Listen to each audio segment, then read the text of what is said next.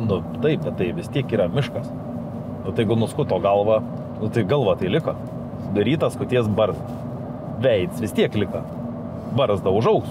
Miško žemės paskirties pakeist labai išimtinais atvejais gali. Labai išskirtiniai atvejai, ar tenais Rail Baltica kažkokie tai ties, kad ar sodybą atstatyti, sodybos gali kažkokią tai nedidelį plotą regioniniam parke, jeigu buvo. Kad pakeisti miškų ūkio paskirties žemę praktiškai mission impossible.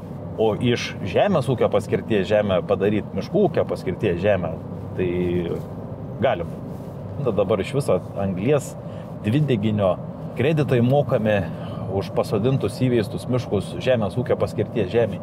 Irgi tokia kaip ir naujovė, neaišku, ar jinai čia pasiteisins ar ne, bet mes pabandysim irgi, turim kelis klipus žemės ūkio paskirties žemės, kuriuos atsodinsim pavasarį beržynais ir už tai bandysim gauti kažkokią tai gražą po 10 metų už anglies dvideginio kreditų.